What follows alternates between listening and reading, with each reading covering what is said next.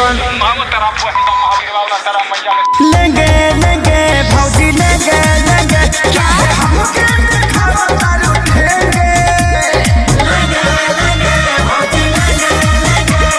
लेंगे लेंगे भौजी लेंगे लेंगे। बाबू तनी नाग धुन बजाओ, अफ्रीकन स्टाइल में नाचे के बा।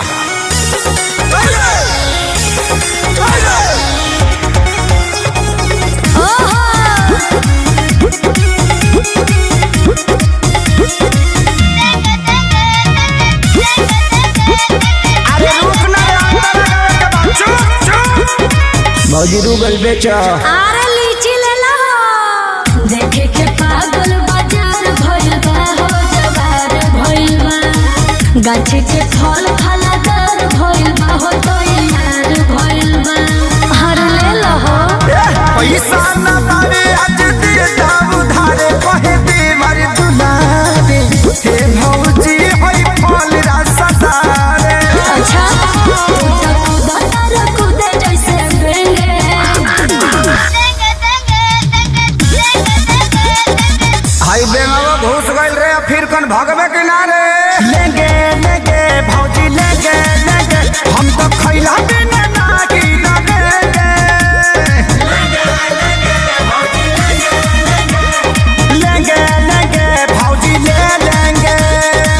खाली चिलेबे कर बस दिलेबे कर बस रे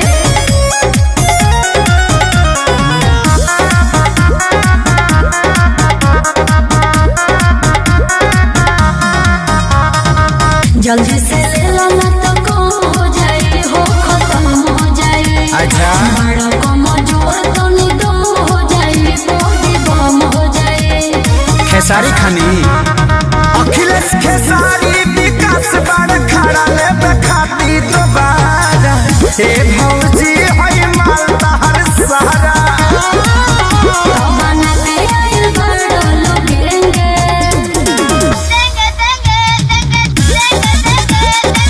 चुप हो जाना तो जहाँ साइज बड़ी वही जी भेज दे लेंगे लेंगे भौजी लेंगे लेंगे सच कहो तनी माल ना बचेंगे लेंगे लेंगे भौजी ले लेंगे। बड़ा निमन गो की बड़ा लो एक बार में सब ले ले लो बड़का गाँव